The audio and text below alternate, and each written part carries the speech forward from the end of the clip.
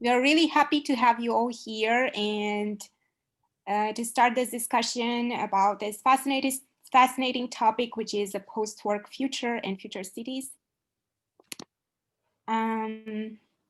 Okay, so I will start by introducing myself, then Eric would introduce themselves too, and our guest tonight, today for some of us. Okay, just admitting people, letting people in. Okay, so my name is Andra Bria. I'm a digital product designer. I am based in Bucharest, Romania, and I'm really interested in how we can get to a post-work economy. I dream of a world where everyone has their needs met and are free to pursue and achieve their higher purpose. And with me today is my colleague and partner in this project, Eric. Hey, Eric. Hey, yeah, my name's Eric Rogers. Really excited to be here. I'm a PhD student here at the University of Cambridge. I work on histories of space and also social history, history of sexuality in the United States in the early 20th century. But I have a long background in architecture and design, and especially experimental architecture and design. So really interested in, like Andra, this question of work and a post-work, post-capitalist future and what that might look like. So I'm going to introduce Simon. So we've brought Simon here to discuss some of the post-work city submissions. And Simon Sadler is the chair of the design department at the University of California, Davis, and a professor of design there. Simon's research concerns the intersection between design and society with a special focus on avant-garde architectural movements. His articles and chapters are too numerous to mention. There are many, many of them in their entirety, but he has written extensively about such topics as hippie communes, the connection between contemporary architecture and late capitalism, so-called pedification, and even Steve Jobs. So for many, myself included, Simon is best known for his books, all of which focus on experimental and avant-garde architectural practices. With his 1998 book, The Situationist City, which was published by MIT Press, the edited volume Non-Plan, Essays on Freedom, Participation, and Change in Modern Architecture and Urbanism, which he co-edited with Jonathan Hughes and which was published by the Architectural Press in 2000. And his book Archigram, Architecture Without Architecture, which was published by MIT Press in 2005. So for many people, Simon is the gateway to this sort of history of architectural avant-gardes and to imagining architecture as a tool for envisioning alternative futures and presents. And this feels especially important now when it's clear that we need to sort of shift course as a society, yet in the phrasing of the late Mark Fisher, we tend to lack imagination of what that could even look like. So Simon's work reads like something of a guide to people who have past attempts to try to take this problem seriously. And for this reason, we're really grateful to have him here with us. So thank you so much, Simon. And yeah, with that, I think I'll hand it back over to Andra and we will introduce the Postwork City project. Thank you, Eric. So I will start with a quote by Arthur C. Clarke, who said once that the goal of the future is full unemployment, so we can play. We started the Post-Work City initiative as a window to new worlds and possibilities. We wanted to encourage everyone to imagine new cities where people are not obliged to work in order to make a living, but where they can just live. Our call for arts started in July last year and lasted until December 2020. We've gathered over 20 submissions of visions of the post-work city, and we are ready to present some of these visions to you today. So a quick summary of how our schedule will unfold. For each of the 7 submissions we will be discussing, we will post a link in the chat so that everyone in the call can view the project. Also, please find this link.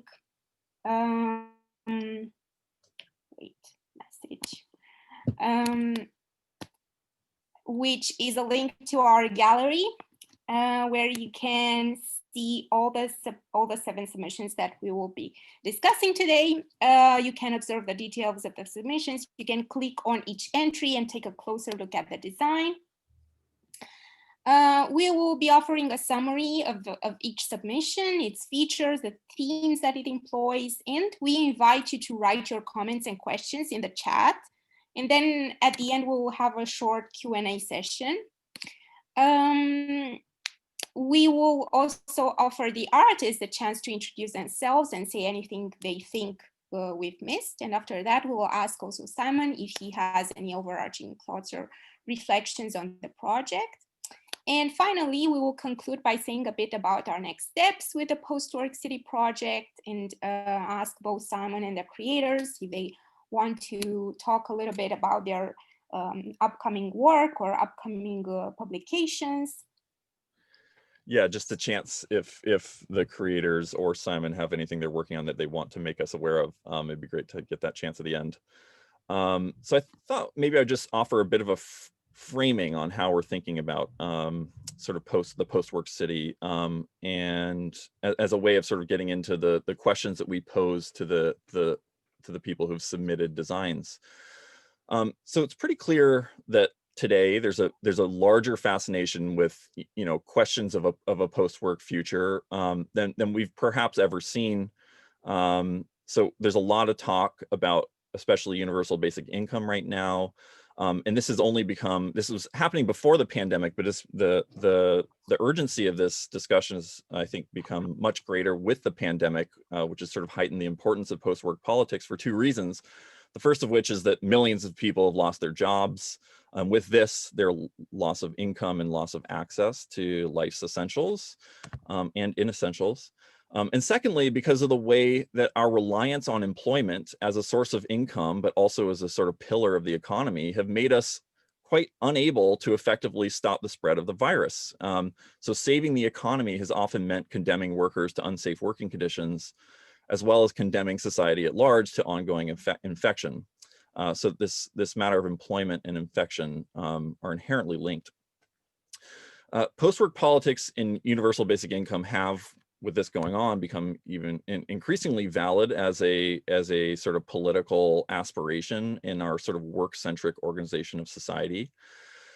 And so what Andra and I have been trying to do is to ask, well, okay, sure, we're starting to talk about how our time might be liberated from work, but there's not been enough discussion about how our space might be liberated from work. It's really clear that our built environments would need to change to accommodate this change in the way that we spend our time, effort, and attention. In other words, all the focus in recent flirtations with post-work politics has been on time rather than with space. And so we wanted to ask, what could cities be like if you and I and everyone else weren't sort of condemned to work constantly and expected to work all the time? So such a project demands a total rethinking of the existing spatial organization of society, since contemporary cities are designed with one particular universal in mind: the pervasiveness of work. Work has not only dominated our political imaginaries, from so-called right-to-work politics or political platforms which always sell us the idea of job creation, but economic security has tended to be unquestioningly tied to employment. And it's also dominated the very landscapes in which we live our lives. So with that, I'll turn it back over to Andra. Yeah, sure. So based on this initial questions, the 2 of us came up with a series of prompts or pillars that we pose to the artists, and we hope it would spur exploration. So for public spaces, for example, what kind of public spaces might exist in the place of offices and factories and stores that currently dominate the landscapes of our downtowns and central districts? For housing, what kind of dwellings would people have in such a world? Would people even continue to have homes in the traditional sense, or might they drift either from fixed place to fixed place, or else become sort of urban hunter-gatherers, eating, sleeping, playing entirely in public spaces? For the regional distribution of the population, how would a non-work world alter the geographical distribution of humans? Would certain regions depopulate and others grow? How might infrastructure work in such a world? How would people and goods move around, and for what new purposes, if not for work and commerce? Would there be pilotless drone deliveries, pickup points, and driverless ground transportation, as it is already developing now? For institutions, how might education function in a post-work world, where education no longer must be rushed into the early years of one's life to make time for work? How might healthcare function, or government? In terms of energy, food, and waste, and urban metabolisms, how might the organic metabolism of the city in a post-work world function? How would people participate in the capturing and use of energy? How might the interrelated management of food supply and waste be handled? In what concerns time, how would time function in a society freed from work? Will we all continue to sleep primarily at night and to move around during the day? Or would there be new kinds of nocturnal worlds, new kinds of 24-hour spaces, new explorations of what is possible and desirable at night?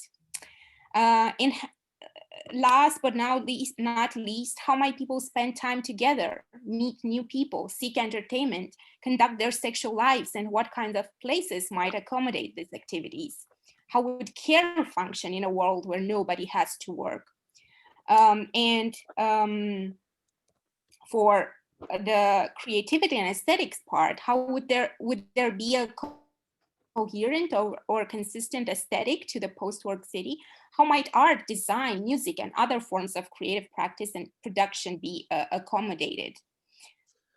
So this was a series of questions that we basically put out to the world to just get an idea from other people how they might think, how they might imagine a post-work city could work, feel like, look like, be like to live in. And we got a bunch of really amazing prompts, which we're going to discuss in a minute. But I think before we do, I just thought I might turn it over to Simon and ask, Simon, no pressure to offer any thoughts at the moment, but if you do have initial thoughts about sort of how the architecture world is currently thinking about work, or if there are past movements that we think we should be thinking about, maybe as precedents for how to take these problems seriously, or past movements who did take these problems seriously. I'm thinking here about the Situationists, but maybe there are other examples.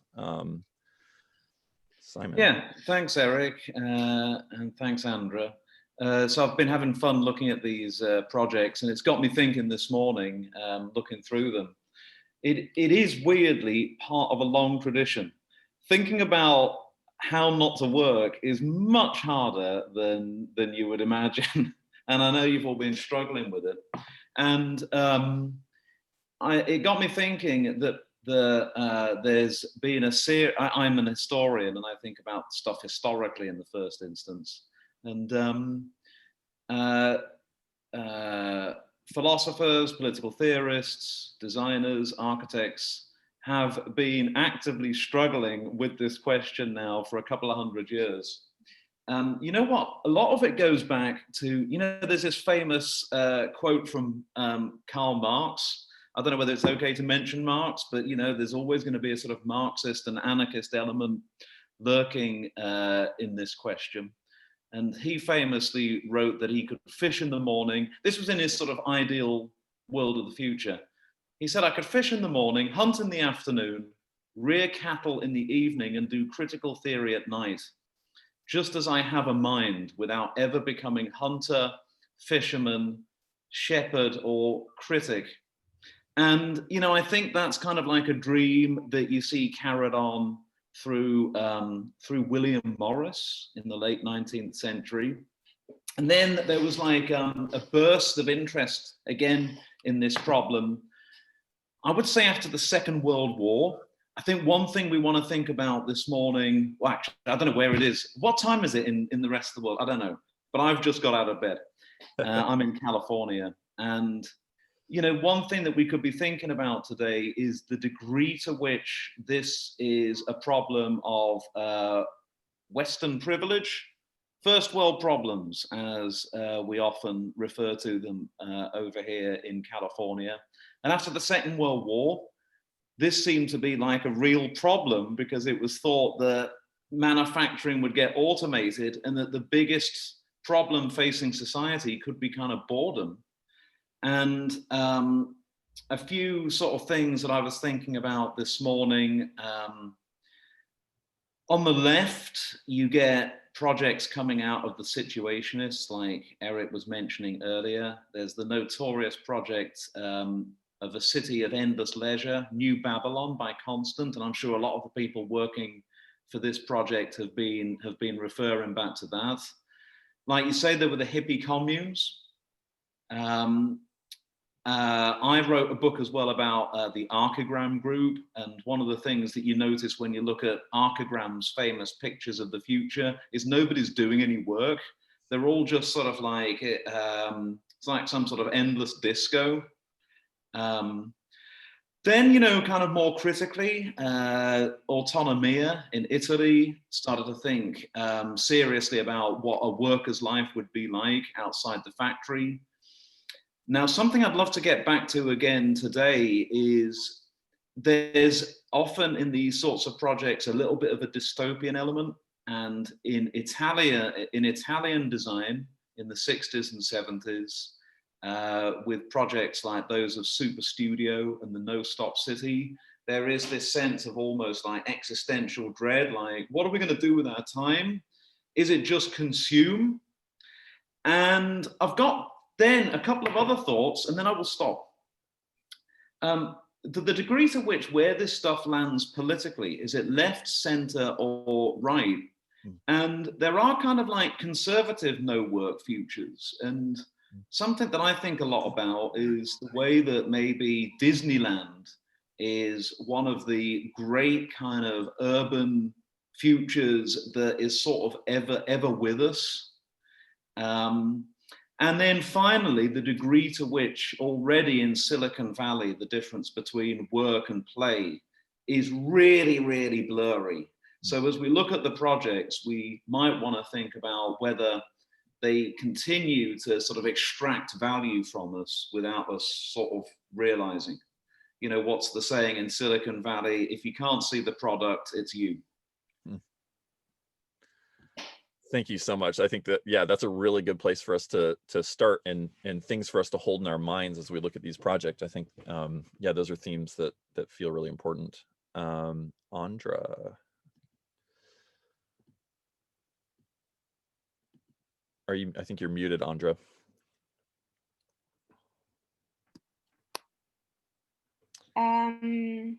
Should we start with submissions? Yeah, let's start looking at the projects.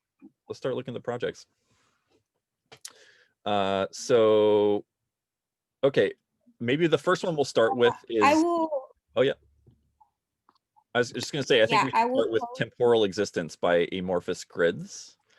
So I'm just going to post I'll post the link to the project in the chat if people want to look at it, and then I will say a little bit about it. So yeah, the project is called Temporal Existence. I just posted the link to it in the chat. It's designed by it's a collective submission by Amorphous Grids, which is Sarah Young, Jessica Crow, Waad Husein, Lexi, Benton, and Alex Dominguez. I believe some of those folks are on the call, so it would be great to hear from them in a second. But I think I'll just quickly offer a sort of blurb or description on the project. So the project offers a sort of typological slice of the post-work city, imagining specific features that this city would contain. So they give 7 sort of formal or typological types of structures, each of which is meant to address what they see as an important theme or need in a post-work city. So the first of these is learning. The second of these is play. The third is leisure. The fourth is reflection. The fifth is growth and nourishment. And the sixth is care. And finally, the seventh is gathering. So each of these has a dedicated space, and all 7 seem to provide a sort of modular building block for the post-work city. And I imagined, although it's not explicitly stated in the description of the project, that you wouldn't scale a post-work city without including all 7 of these elements, and that you could theoretically scale this to whatever size you need, although I'd be curious to hear whether that's how the creators are thinking about it.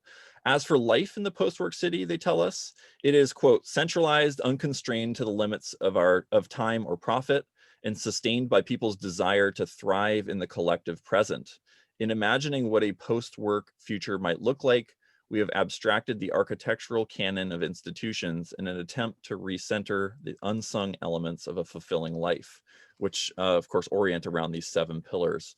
One final thing I might say about the project is it's not extremely dense. This isn't a skyscraper oriented city. It's a medium to low density version of urban planning, and I think that offers interesting probably sociological as well as urban typological features that'd be interesting to talk about. But I guess I might turn it over to, if some of the creators are on the call, if you want to introduce yourselves, and if we missed anything in this description of your project to fill in the holes.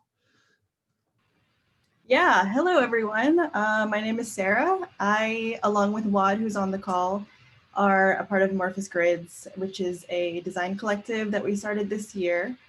A lot of our work focuses on rethinking places, things, and systems, but in the context of understanding our present. So in this proposal, we really wanted to look at how to think about these 7 pillars of a fulfilling life, but in the form of not completely, I guess, articulating the architecture, only speculating upon it. So the idea of this project is really to think about what's the implication of institution and what has not worked as we've seen in our present society.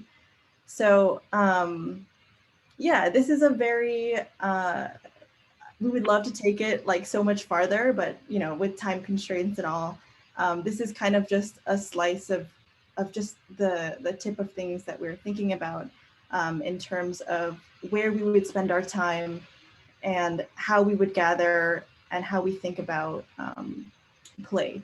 So for example, Waad can maybe speak to this a little more. We have this intervention called paramotors or leisure. Waad, do you want to explain it a little more? Yeah, sure. So my name is Waad. I'm in Charlotte, North Carolina, and I'm working with Sarah in Amorphous Grids, which is a design collective we came up with, to talk about paramotors a little bit. So that was a portion that I kind of worked on. And I thought about travel and returning travel to, or transportation to leisure. And I think in this post-work society, it's all about like agency and giving that back to people. Right now, like aviation and air travel is a very like industry heavy driven type of thing. So just giving people the agency to fly when you want to, even with like schools, not having these institutions literally have walls and barriers where people can't access them. So it's really about just giving people the chance and opportunity to just like live freely and I think restore humanity back into what we know as institutions.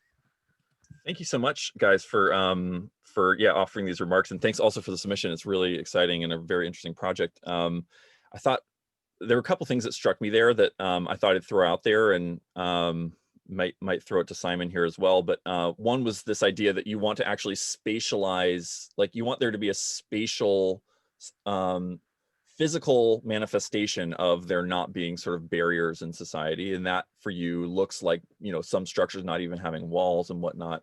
It reminds me a bit of sort of Rainer Banham's work, where he sort of imagined architecture that almost melts away the physical structure and kind of just becomes this like plastic inflatable enclosure with minimal material means.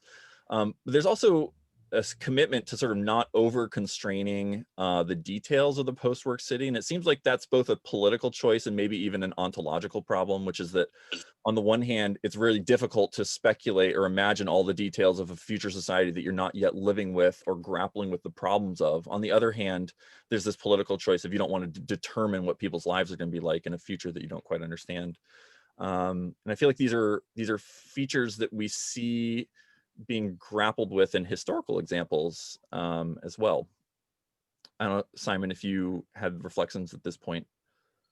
Yeah, you know, and there can be a temptation to, especially when you're in a sort of crit, to spend so much time on the first project because it's already so exciting. You got lots and lots of ideas. So I'll try and limit myself here. One of the things that struck me about this project that is really reassuring to me, actually, because you know I'm kind of like an old fogey. I don't like change much, and I am sort of refreshed to see a projection of the future that is sort of reassuringly familiar. One of the things that we might be thinking about in the future is that we're going to become kind of like post-human, that we're all going to kind of like jack in through some socket in the back of our skulls and become some sort of new organism or something. But rather than go the sort of post-human route, I like the way that the project is really a recapitulation of an old dream, which is kind of the humanist city. That it is about mostly physical gathering, which I think a lot of us are probably yearning for now. I'm starting to have dreams of going, like literal dreams, of going to go and read a newspaper somewhere and have a cup of coffee. And a lot of the elements of this city would be familiar, really, to utopian designers from at least the Renaissance onwards, right? So that we've got a piazza, we've got a space of gathering, we've got spaces of education, reflection, play, music. Oh, yeah, absolutely. Music is a new way of association. But one final thing I would like to sort of give a big up to on this is housing. Folks, if we can settle the problem of housing, the decision has been made that we will not be tackling, in a neoliberal world, we will not be tackling the disgraceful chronic problem of housing. You want to find what it's going to be like to get to the future. We will know that when we have people housed. No housing, no life. We have to be sheltered. So thank you for putting that element in. I love that. I think that's absolutely crucial. And this question about the human versus the post-human, I think is one that we're going to have to return to again and again. I think maybe we should shift gears to the next project. Keeping this project in mind, I would imagine that we're going to continue to reflect back on the projects that we've already reviewed, and then we'll have a larger discussion at the end about broader themes. And the next one involves music. So I might turn it over to Andra for that. Yes. Just before that, please, everyone, if you have any questions or comments, please post them in the chat. And we will get back at the end with some answers and reflections. Okay, so the next project is called The City of the Sound and is by designer Diana Mingazova. I hope I pronounced it well. Okay. So if you can check the link and check the project. Diana says, when everything can be done by robots and the AI, what shall we do? Actually, everyone should work because job makes us strong, communicable, smart. Also, job helps us build social connections. In the post-work city, people will be preoccupied with art, especially with music. Existing factories will be transformed into music factories. That will be the city of sound. Music plants will be the main place for pastime. So we kind of came up with, we identify a few themes or features for this project, which is experiencing music as the main activity in a post-work society. Audio-driven urban spaces and forms, urban readaptation and creative reuse. My question would be, we have here Diana to comment upon the project. My question would be, like, I guess in a city of sound, like in an ideal city of sound, there would be no labels, right? No music labels, but also no stereotyping, no labels, and 100% independence.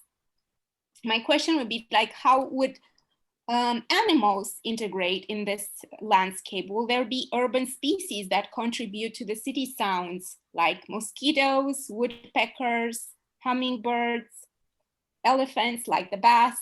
Will the city have more natural sounds, or will there be a mix between natural and human-made artificial sounds? And I will leave Diana introduce herself and maybe tell us a little bit about her vision. Hello. Hi, welcome. I'm Diana. And thanks for the question about animals. Just today, I talked to one man who works as a musician, and he makes his music using bird singing. So he's like creating music using animals. So I think birds and other animals can even participate in music making process, and they can live with people as they usually do, because I think the main changing in the society will be the way of working. So before that, we used to work in factories, things like that, but in the future we will work more like artists, more like musicians and so on, because actually I think we are already in the post-work city, because I just imagine if you get into 18th or 19th century and you'll say that I'm a manager, I don't work on, for example, fishing. I don't fishing, but I'm managing these processes, because now fishing is done by the technologies, by artificial intelligence. So you have to just to manage this process. Or you are an architect who does some buildings, but not like Palladio, who creates palaces or administration buildings. You do some buildings just for people who live on your street.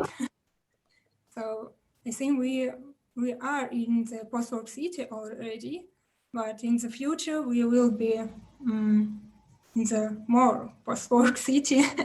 We will work just on music, arts, and so on. Mm-hmm. Thank you, Diana. Eric, do you have any? Yeah, thank you. I thought it was really interesting that you focused on sound, and sound being a driver of urbanism. It's one of the things that I feel like cities today are extremely unintentional about. And I notice this every time I return to the United States, and I always land back in New York on my way back from England. And I'm always struck by just how loud and horrible it is. It is truly awful to be on the street in New York because it's so loud. It's shrill sirens, loud trucks, and I think this is perhaps a holdover from suburban life, which doesn't take life in the inner city seriously or as something that actually needs to function and be pleasant. And so our streets are just these like really degraded corridors that are super noisy.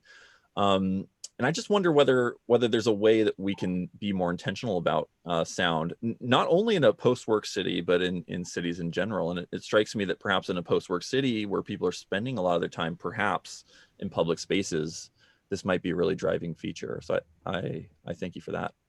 Simon, I don't know if you have reflections on sound. I know you had remarks on music earlier. Yeah, so I'm gonna upvote your thing about noise in America. When I moved here, the first thing I noticed, one of the first things was, gosh, I mean, I'm an American now, so I can say what I like about America, and well, half American. And Americans love noise, and which is sort of fun, except that it's not. There's a sort of violence in there. There is a sort of self-absorption that you're going to make more noise than everybody else. I'm thinking about, loud engines. But just more generally, I'm loving seeing sound in this project and the last project. I have resolved that I'm going to be teaching contemporary architecture again soon at UC Davis, and I have resolved to put sound in and music. It is a sort of invisible architecture, and I've just been enjoying reading a book by the musician David Byrne, How Music Works, I think it's called. And one of the things I was loving reading about there is that we don't really know why we have music, what it's for. It doesn't seem to have any sort of real purpose. And the idea of a post-work city where we could start to explore these kind of like residues, these surpluses of what it is to be human. What a wonderful thing. A post-work city, you can start to explore things. And there is this apparently fantastic analogy in, it could be anthropology or biology, where we've tried to figure out why humans have a capacity for music. And it's a theory known as the spandrel theory. You know how in architecture, a spandrel is the space left over by the creation of an arch. So we know what the arch is doing, but then historically in architecture, the spandrel was the empty space above the arch. And eventually, as architects, we figured out what to do with the spandrel, and we started to fill it in with kind of like cupids and harps and all sorts of stuff going on there. The theory is that a capacity and interest in music is leftover kind of stuff in our brain from the things that we actually, we've got functions, but then there's this empty space that we fill with music. So you could imagine a city as this sort of empty space where we begin to fill it with the things that we want to fill it with. I love that. I love that so much. And also this idea that, post-work city is a city where we can start to explore. I think I love that idea. Maybe we can touch on that more. So I think we'll shift gears to another project again. I'm sure we'll touch on this project again. It's super interesting. But let's shift to the third project, which is called Level Up Net City. It's created another group submission by Sofia Pozdeeva, Daria Taraskina, and María Nosacheva. Sorry if I butchered your names. Just to offer a quick description of the project before, if any of you are on the call, it'd be great to hear from you. So the project is, it's mostly a text-based submission, though it is accompanied by this beautiful typographical image. And here, I'll include a link here. This is an Instagram link to the post. So yeah, it's mostly text-based, but it has this wonderful graphic, which we really thank you for. The project imagines social media as a dominant force and activity in a post-work society, but also a source of new societal problems. So there's some pessimism or anticipation about sort of post-work life and the dominance of social media in such a world. And I think that's really interesting. It's really interesting to think about not just the positives, but also the negatives that would go with any spatial or temporal reorganization of society. There is a sort of totalizing, sprawling global urbanism, according to the submission, and this sort of evokes Super Studio's continuous monument, or especially Archizoom's no-stop city, this sort of continuous interior space. There is preservation becomes an important feature of this post-work city. So older structures are sort of lower down in a sort of vertical growth of the city, and they're preserved for specific functions in society, specifically public meetings, which denotes that there's some form of democratic control of this city if there's going to be these public meetings. At least that's something that I inferred from the text. There's also mention of Hyperloop transportation infrastructure, and a larger question about how infrastructure might work in such a city. And also a point about inclusivity as a really important feature of the city. And I think this quote, "The city is adapted for everyone," says a lot. It says a lot because the city being adapted for everyone is something that's maybe difficult to relate to in 2020, but but really exciting to contemplate. And the idea that eliminating work might help lead us to such a place is also a fascinating idea that would be cool to touch on. Finally, there's a consideration of time. So with people freed from work, they mostly, quote, create content on social media. So again, that's where the social media piece fits in. That was those are the salient features I saw, but if any of the creators are on the call, it would be great to hear from you.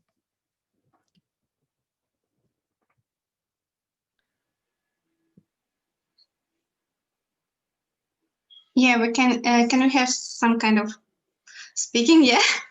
Yeah. Hello, I'm Sofia. I'm representing my team, our team, and you're absolutely right that we try to create some kind of dystopia and to show some minuses of the future world. And I think the main idea of our topic, as you already said, is some kind of allegory, how this net connect people, how social net, internet connecting people. So this net for hyperloops and other machines, it will connect people in the future. So we actually first thought about how old cities created and focused on water channels. And we thought that in old cities, water channels provide life, and with near the water, cities growing. So at the same time, in the future, these channels will be some kind of the allegory for that last water channels. These channels of information will provide life for everyone. So the main idea of that huge amount of lines and tubes were like this. And at the same time, we thought about what will people do in the future, and while they didn't do any work, so what they will do. We decided, well, we tried to think about it, and we decided that there will be three main topics like education, science, and art in the future. And in these three topics, people will try to make their own content. Because now we basically need to focus on our own life, what we will eat, where we will live, we need money, and so on, so on. So we need to find money. In the future, we will have everything, and we will not focus on basic needs. We will focus on the other level of basic need, and it's the next basic need is to wait a second. It's to show yourself and to get likes and to get some love from other people. That's why the motto of our work is like, I get likes, thus I exist. I provide content, thus everybody love me. So it will be a dystopia about people who actually think about their self. Something like this. No, that's super interesting. And this point about social media, I mean, nowhere does it say in the prompt that, social media goes away, or the weird problems of social media as outlined, the recent documentary, the Social Network, goes away just because we eliminate work. And your point that it might become more heightened is an interesting one. Also, your methodology and use of allegories to examine possible futures is really interesting, and it reminds me also of Italio Calvino's work, Invisible Cities, which is a book of allegorical visions of future cities. Simon, I don't know if you had reflections on the project. I do. So this is like, even though we've got this one big image, and I've got it on a big screen here, and I'm able to peer into it a little better. I'm looking at the right one, aren't I? Post-work city, and underneath, what I love is that it's the sort of grand tradition where I think that's Paris underneath. And Paris has been a sort of laboratory for thinking about what the contemporary and modern city will be. And what's clever about this project is the way in which it allows us to see a sort of layering of different ways in which we assume that humans want to live. So, you know, the theory was that cities replace nature, so that cities became the second nature. This was the analogy of the 19th century. It was an analogy used in France, in Paris. So that cities become a sort of attuned environment for humans, a second nature.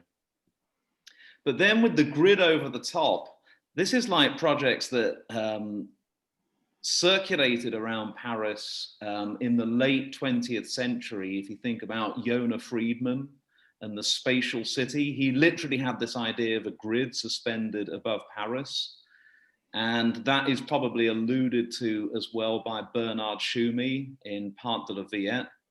So what's fun there is like we've got like a third nature with our old city, second nature underneath. Right. And then as we read the text for this project, we realize actually, oh, here comes the fourth nature, the fourth city, which is virtual. And the likelihood that that virtual city that we are now finding ourselves living in, that we're in right now, right, on this Zoom call, that isn't going away. On the one hand, these projects are a yearning, right, for going back to physical contact. But it's really hard to see this virtual city that we are now occupying worldwide through platforms like Zoom. It is really hard to see it going away. And there is no chance of me getting the phone out of my daughter's hand anytime soon. Yeah, definitely resonates, those comments. And I hope that we are also available to contemplate more utopian dimensions of this digital city, which I think a lot of us have started to experience in this last year, which is that, you know, it's got its downsides, but it's also got its upsides, and there may be modalities of using technology that are emancipatory. So to shift gears maybe to our next project, which I think is you know, if this last project is perhaps the most dystopian, which is great and gives us a lot to think about, the next project is perhaps the most utopian in a lot of ways. And I guess I'll turn it over to Andra to introduce that. Yeah, thanks, Eric. So next we have Galina, Shebarshina, and María Gross with our Fantasies, our future city. What they say is that a post-work city is a chance for humans to improve the quality of life and find some new vocation in science, art, or business. It is a catalyst for new questions to yourself, search for new meanings of life. Humans plunge deeper into introspection and self-development. Public spaces occupy the entire area of the city. People will spend more time outside the house, and therefore public space becomes an extension of the comfort zone of a person. There is no clear zoning of urban areas. Everything is mixed up. Modular mobile homes are popular. Transport is located underground. Only natural types of energy are used. And people use 3D printing and create buildings and structures from organic materials. Some themes that we notice is in this submission is fantasizing as a way of living, the question of what do I really want to do now with my life, public space becoming a dominant feature of the city. There are no borders, nomadism, underground and airborne public transportation, green energy, digital fabrication, and sustainable building technologies. What I found interesting, and maybe Maria or Galina can tell us is it safe to say that in this fantasy city, humans become philosophers because they are searching for new meanings to life? And if so, then new mindsets will arise, new ways of relating to one another, new ways of perceiving yourself, discovering new selves and new desires, maybe. And I think that an interesting add-on to the submissions would be like what people fantasies might look like in a post-work city. Because like if now people are fantasizing about, I don't know, like becoming CEOs or getting a luxury car, what will they fantasize about in a post-work city? So I am going to give the mic to Maria or Galina. Hi. Yes. Yes, we can. I can say first. Yes, you're right. It's a project about discovering something new inside yourself. And first of all, we mentioned ourselves in the place of person who may not work anymore. And the main thing that we understood while we thinking about the project is that work, it is not a business for which we receive money. It's a stereotype in a person's head, which often makes us do something that we don't like, or and we cannot decide what we really want to do. And when people can think more about it and feel some freedom in this area. So our project is a story about that man who began to ask himself about it, what he really wants to do in new world. And second part of our project is city, which he and we draw. So I think Masha says more about the city. Hi. I add some things, some thoughts about our project as architecture, as architect, and we thought that in this project, in our post-work city, people would immerse in yourself and introduce themselves how I would live in this work. And I think that all people would have some hobbies or some habits, and etc. etc. And because of that, all that we need, I think, these all that we need, these it is understand yourselves. And I think that, and because of that, I think that area in that city is our planet, our cities on our planets would blur in borders between each other, and would blur in borders between some zones, architecture zones, for example, living and maybe public space and maybe infrastructure. It is all about blurring zones, because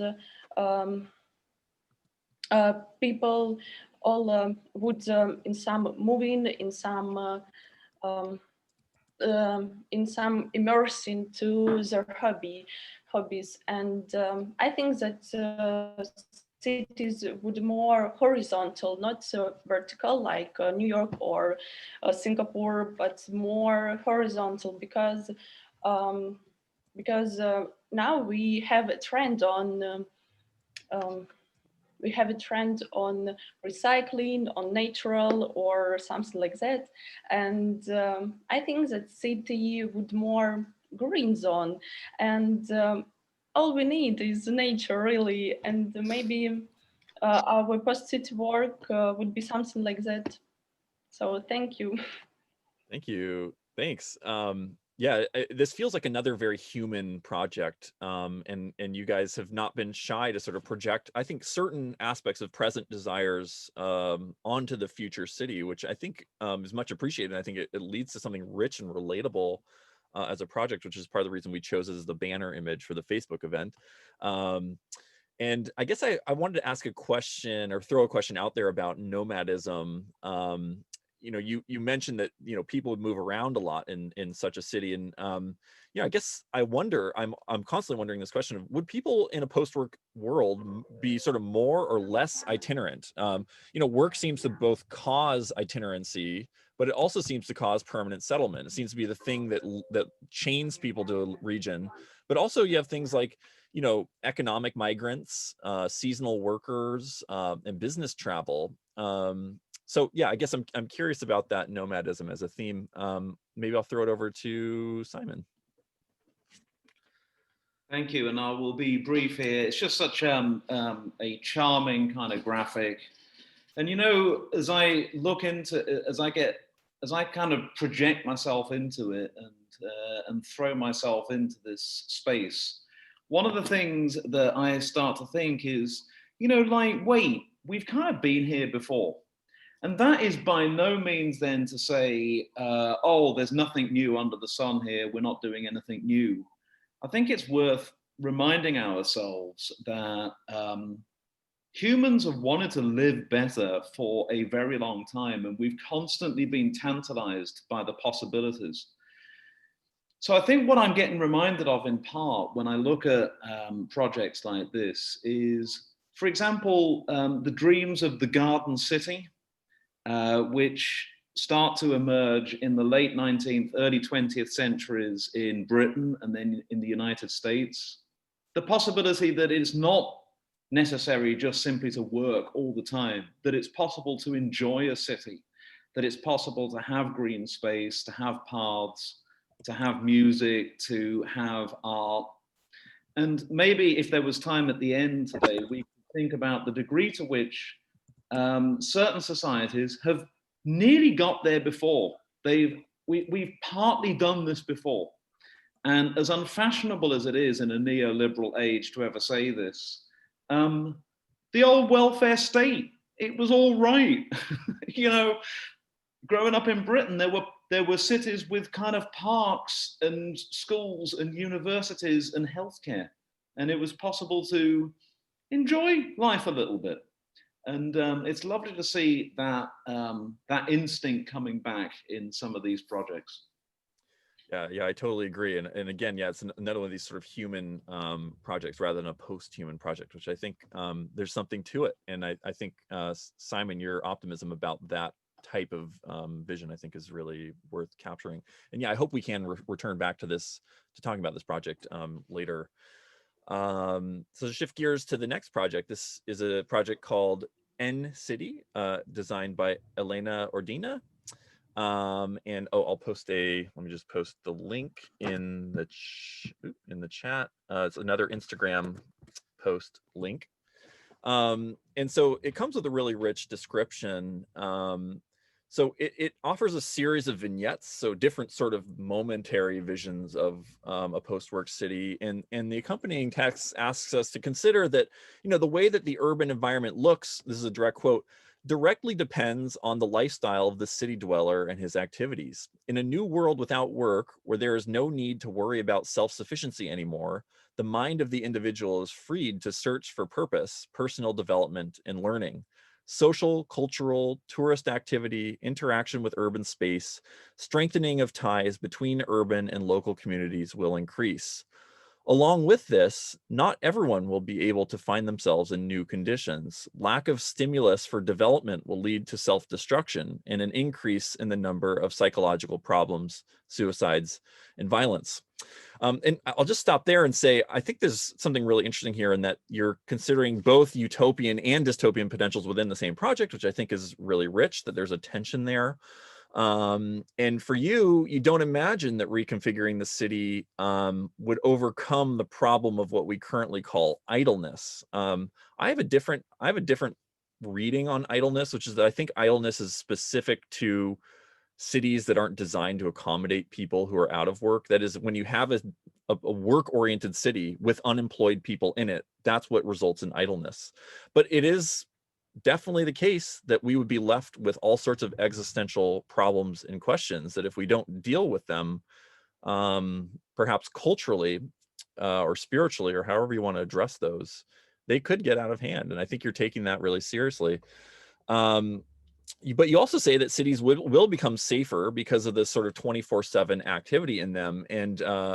And no one lives by the sundial. And I love that quote. And this is very much a Jane Jacobs sort of idea that, you know, eyes on the street. And when you have people in urban space, it becomes safer because they're witnesses. There are people to, you know, help protect you or intervene if something goes wrong. So you say City N is a typical city in the world without work. Here, the fabric of the city is multifunctional and zoning is based on the lifestyle principle. And this is the last point I wanted to draw on in this summary, which is that zoning ceases to be industrial and based on sort of, industrial work-oriented function. It becomes more cultural. And the idea that cities should be zoned according to cultural needs, I think that's happened more and more in the post-industrial city, but that it becomes a formal principle leading to how you design it, I think is really interesting. Anyway, I don't know if you're on the call, but if you are, it'd be great to meet you and hear if you have any additional thoughts on the project. Elena? No, Elena, I don't think she's on the call. Okay, cool. So maybe we'll just turn it straight over to, or did you have questions, Andra? No, my like highlight of this submission was around like how can we imagine to accommodate the city around neurodiversity, and Elena touched upon extroverts and introverts, spaces for extroverts and introverts, but my question would be like how can we design future cities that are inclusive to people with autism, for example, or to people with color blindness, or to people who are disabled in a way or another. That's a really good point. The nomad, or sorry, the introvert extrovert division seems to be a really important one to Elena's project, and it becomes more pronounced with the dissolving of work. The reason being that if you're freed from work and you're an extrovert, you'll just be out partying and hanging out with people all the time. But if you're an introvert and you're freed from work, you're just gonna be inside on your computer or watching TV all the time or reading books all the time. That work is the impetus for breaking down these divergent neuro or personality traits, dissolves, and then people sort of become more polarized along their sort of original, maybe natural or inherent tendencies. So Simon, Simon, did you have thoughts on this project? Just a couple. Love the graphics, of course. Yes. Eric, maybe you know, who was it who said that we have to work to make ourselves idle? And I don't know. It's an anarchist, or it could be Rambo or whatever. Anyway, somebody should look that up. A very funny claim. We must work to make ourselves idle. So one of the things that we see in a lot of these projects is the sense that there's a sense of the uncanny, that we are on the border of this future. As predictable as it is to say this, I do think that one of the keynote documents of our time was the science fiction show Black Mirror, where we do see a lot of the sort of crisis of a vague post-work near future, and the demands of social media as becoming all-encompassing. one thing as well that some of these projects can sort of prompt us to reflect is the possibility of thinking about differences in us as people, as humans. And for me right now, one of the biggest inspirations in thinking about what we can be doing as designers is actually thinking about social justice. Social justice is not necessarily like this huge drag, like, oh, we've really got to think now, oh gosh, about racial equity, about social equity, about ableism. I really think we can be switching this around and to be getting excited about what it is to be living with different types of human life. Somebody in the chat earlier was mentioning the importance of thinking about neurodivergence. So, you know, maybe the future doesn't have to belong to extroverts. And maybe the future can be belong to people with different capacities, different abilities, and so on. Any thoughts, by the way, on this idleness question that, you know, once we're freed from work, that we are faced with an existential void that is perhaps insurmountable, at least for some people? Well, I know in my own life, I have a supreme fear of idleness and boredom. And I sometimes think, oh, heck, this is my miserable British Protestant work ethic upbringing. I'm just sort of like Weber I'm living the nightmare of Max Weber. But on the other hand, you know, to go back to William Morris in the 19th century, you can imagine that work really is sort of productive and interesting. You know, look, let's face it, for a lot of us, our studies, our work is one of the richest areas of our lives. Yeah. Like what we're doing this morning, is it work? Is it not work? I don't know. But it's really interesting, and it's bringing together a community of people that would otherwise not know each other. So yeah, idleness could be profoundly dystopian.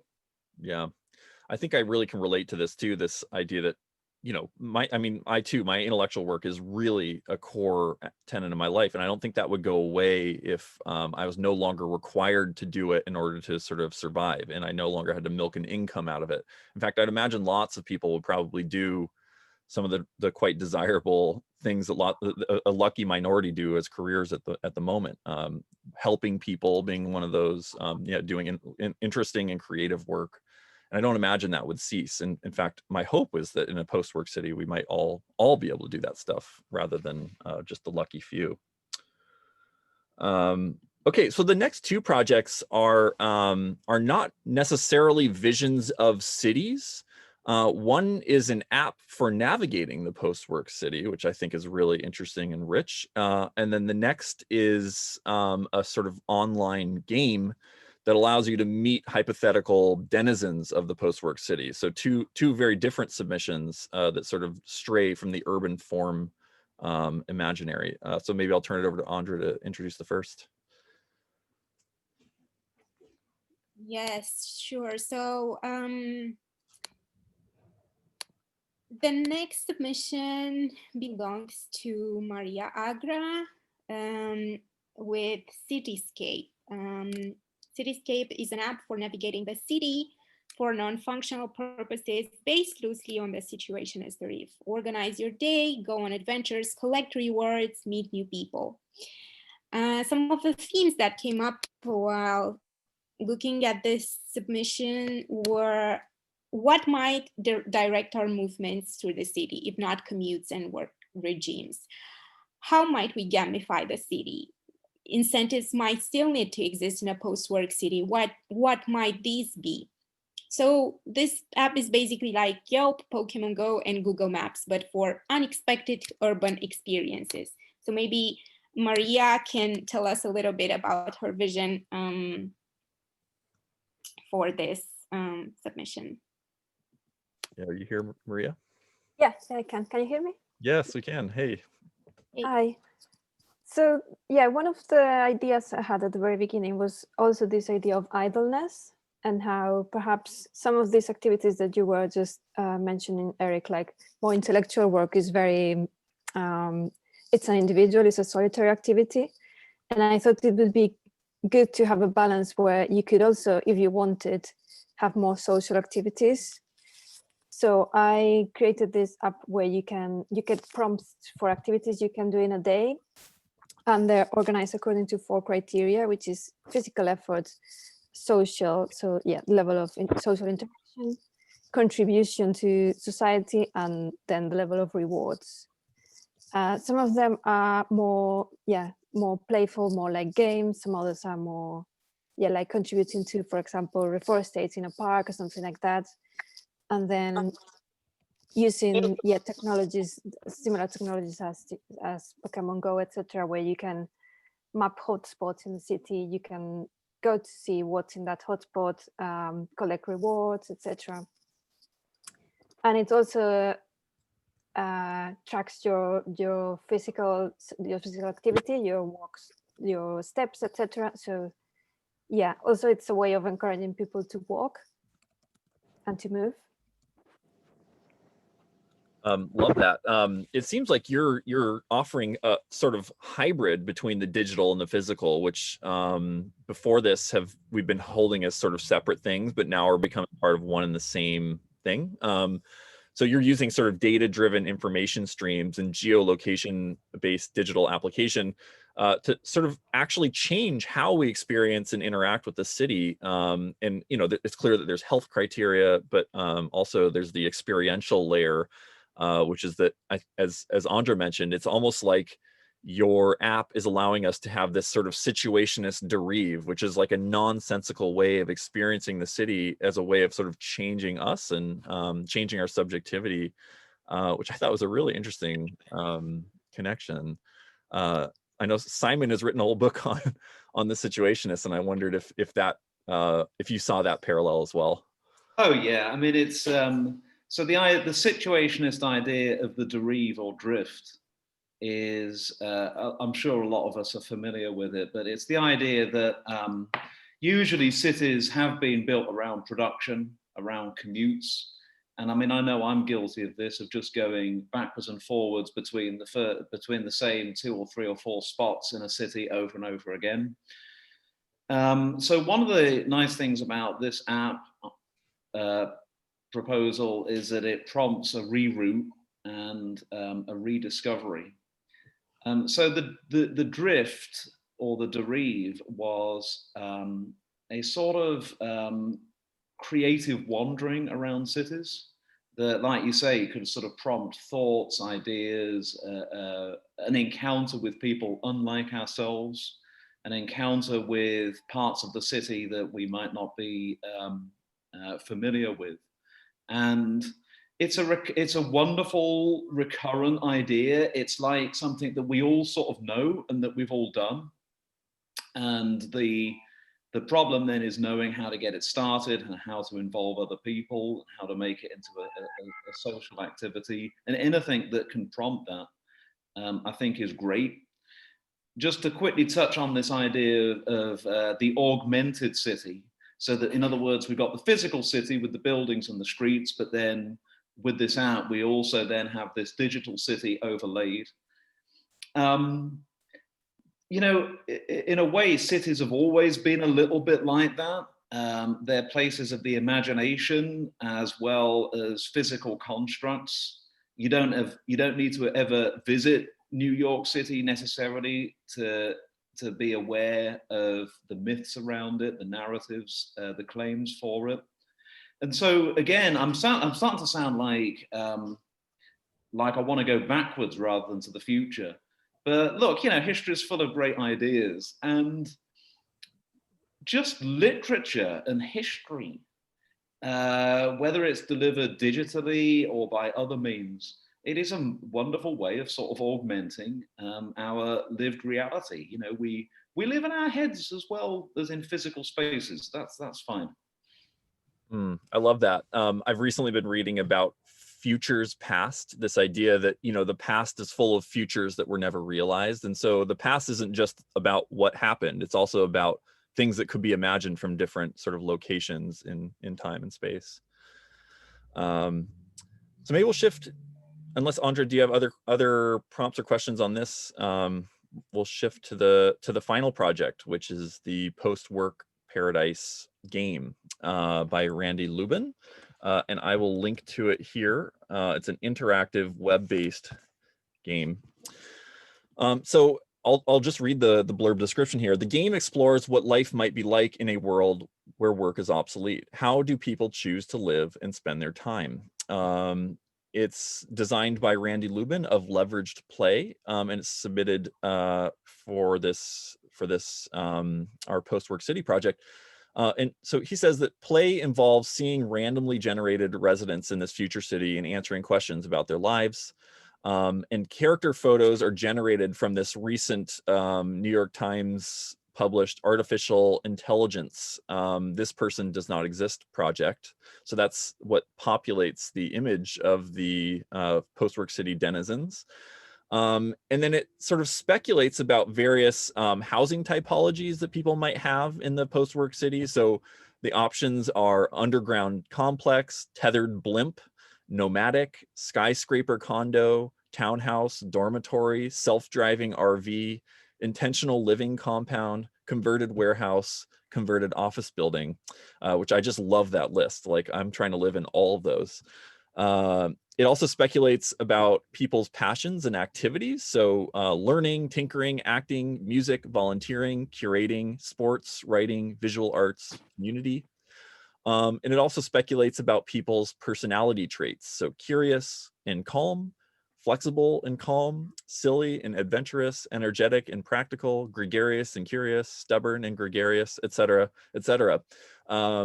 And I just love this way of meeting some of the people through this sort of randomized algorithm who might live in this city. Of course, their images are fake, though they're so realistic and palpable, as of course is the point of the New York Times project. But I don't know if, do we have Randy on the call? If you want to say anything about it. Oh yeah.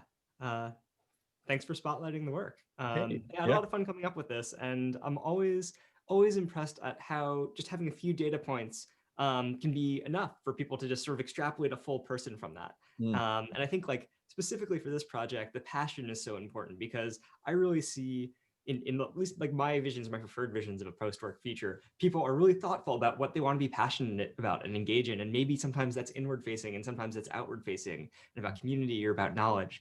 And seeing people orient their lives around that, and portfolios of passions.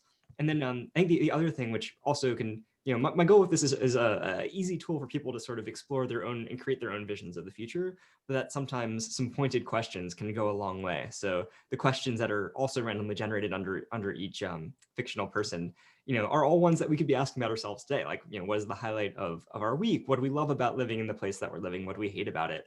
Where's our favorite place to hang out? Why did we move here? Like, those are all evocative things that we can relate to, but then also with those few other data points, and in this world that assumes that work is unnecessary, can all just really plug together and start creating really cogent visions of the future, which I think is important for people to get excited about creating that future. We have to see a place for ourselves there. Oh yeah, thank you so much for that.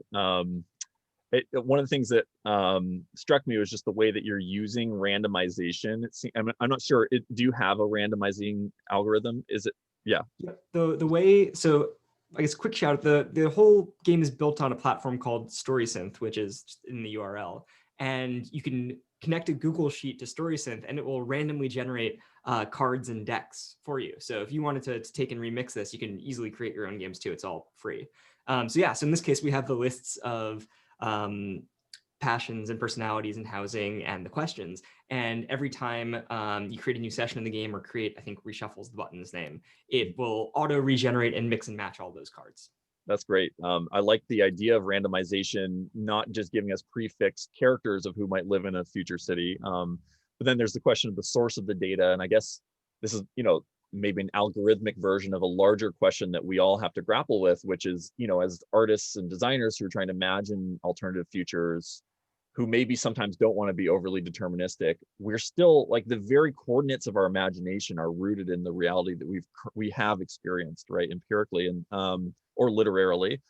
And I guess the question I have as something of a theme is like, how do we escape our experience in order to sort of provision for a future that has never existed before, you know?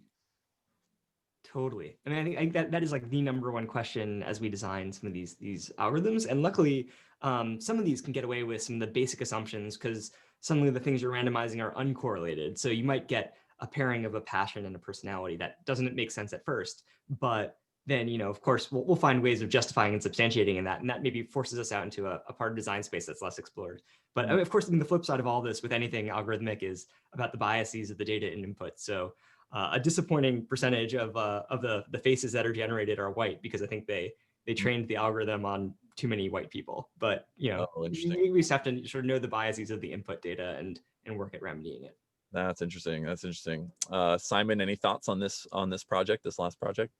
Yeah, thank you. So I will pick up from exactly that thing. And I'm glad that Randy brought up that thing about presumably the data bias of the sets that are producing these imaginary people. And then to correlate that with what Eric is saying about how we sort of bust out of the present and of expectations.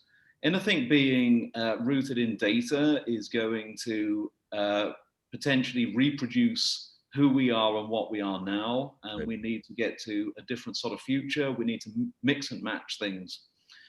And that's where, for me, this game idea was really kind of interesting.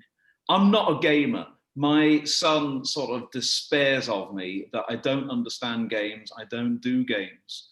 But what I can see that a game like this can do is to sort of storyboard the lives of others.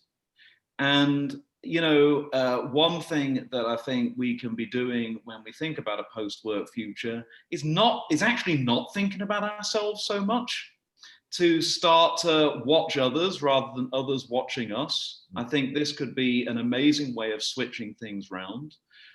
And a game like this would be a way in which we can start to think about a more divergent future, maybe less white, for example. And then, you know, to the degree to which I've been hanging around sort of forums that talk about that type of sort of more divergent, dispersed, can I even say, sort of decolonized space of the future. I remember seeing once in the comment section on Zoom, somebody said, you know, we've got to get rid of the ego death. Which reminds me of the title of that album by the group The Internet. And I think, you know, somewhere in our near future, maybe we can start to think outside of ourselves again and start to think more about others.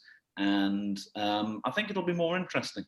I would love to get out of my own head, and I would love to stop thinking about my own life and to think more about and to be more of the lives around me. I think that would be great. I love that. Yeah, just something that struck me as you were saying that, Simon, is that I feel like, especially for student projects, a tool like this could be really useful for offering who the students should be designing for. Because so often implicitly the person, they say this all the time in architecture studios among students, is like, it just feels like you designed something for a student. A 21-year-old, you know, living a single life or whatever, and this happens so often. And maybe this could be a way of transcending that that reflexive habit. So maybe we can step out of the particular projects and have a broader discussion of themes that we feel have come up, maybe problems, blind spots, things that we felt were either repeated or recurring. And I might just throw out a few. So I think there's this one that's kept coming up, which is not wanting to over-constrain the details of what a post-work city might look like. And that this is both a political question, but also an ontological problem.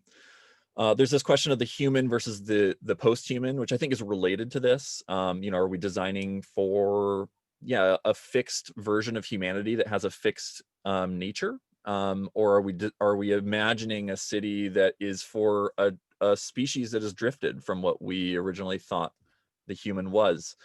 There's also this question of, you know, dystopia and taking seriously the fact that, you know, changing the basis of society doesn't get rid of all of its problems. We're gonna have new problems. So trying to speculate about what those might look like and what some of the pitfalls or shortcomings might be. And then just, I loved this question, this matter of experimentation, which you said, Simon, a post-work city can start to explore things. And for me, that feels so important. I mean, our cities don't feel like places where you can explore things right now, and what a loss that is. So exploration and curiosity and play being these key elements in a lot of the submissions, I thought was really interesting. Other themes, Andra, Simon?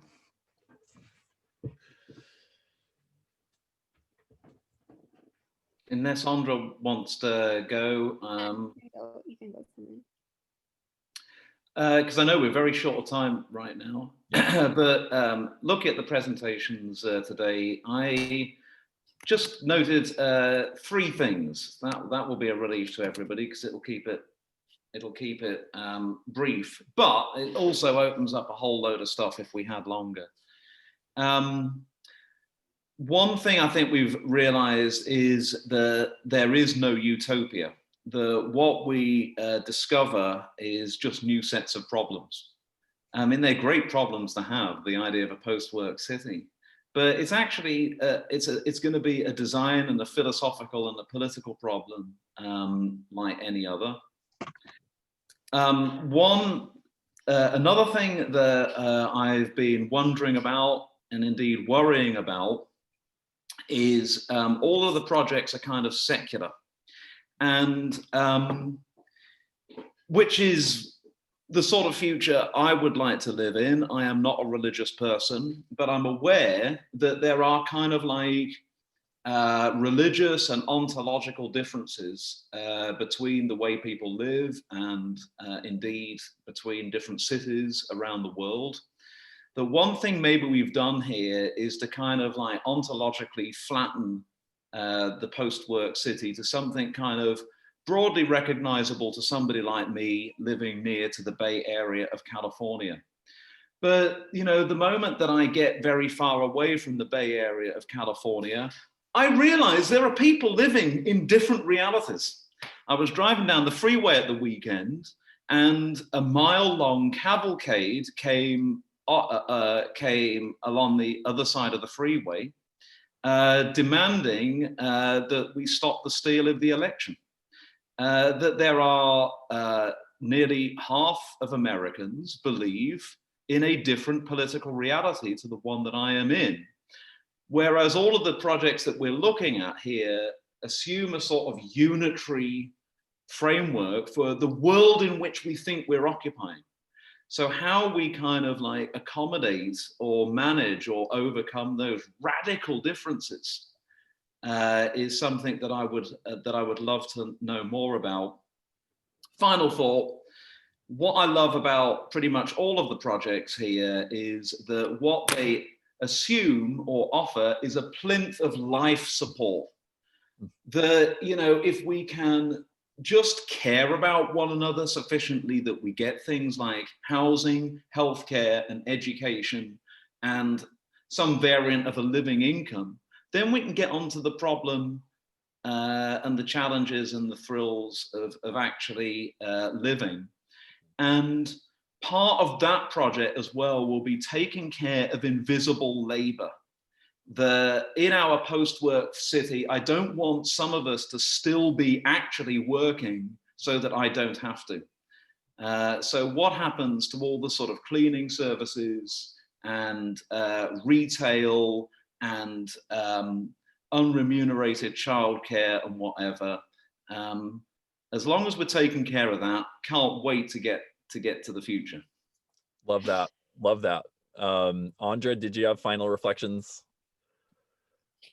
Yeah, I also was thinking about the care work, like who will take care of the kids and the elders, who will do the cleaning and the cooking, and I think the Amorphous grids touched upon that with their smaller communes where there are places for growth, nourishment, and care. Yeah, rather than that, no other thoughts. Such a good point. I mean, collective care still exists, and reproduction still exists in this world, and hopefully that's something we can all make time for, because no one has to go off to a job. But yeah, there's gendered dimensions to that, I think, that should be made explicit. So just to conclude then, we've decided we want to take more submissions, and so we're going to open up another round of submissions if people want to submit, and with the hope being that we can have an actual exhibition in the summer. We don't know what's going to be happening with the pandemic, but the hope is we can have an exhibition in the summer of some kind. One idea is to project images of the post-work city on the actual city as sort of like public exhibitions, and maybe making that sort of open source so that people can do that in their respective cities, and that becoming a sort of generative urban, space adaptation, or a derive of its own. But if people have ideas about that, please reach out. Here is our, I have to send it to the public. Here's our website. And so submit there. I think we're gonna open submissions till around June. Any other things you want to say on that, Andra? Yeah, so our hope is that we are gonna actually exhibit the project in a physical space at some point, or maybe do urban projections. One thing I would like to mention is that this project has been carried on an entirely volunteer basis, but we hope that we manage to gather and have the support of more people, institutions around this project. And yeah, I hope this was pleasant, interesting to watch, to listen to, and I hope you maybe have new ideas to go home with, or maybe it sparked your interest to make a submission for the project. Or resubmission if anyone wants to polish something up, or expand on something, or revise, or submit something entirely new, even though you've already submitted. That's totally welcome. Just wanted to say also, if any of the creators have portfolios or sites that they would like people to see their other work, please post it in the chat now so that people can follow up or check it out. No pressure, but I also wanted to ask Simon, is there anything you're working on right now that you feel might be of interest to people, or that you want to make us aware of? Well, thanks for asking that. I can't think of it. I'm trying to chair a department at the moment, so if anybody wants to help me figure out how to get courses to more students than we can get courses to. I'll tell you what, there is right there is a project. If anybody wants to think about something both in the here and now and the future, public higher education and everything that goes around that, resourcing, labor, the whole thing, an amazing field if you can step back from it long enough not to panic about how you're going to get courses to students.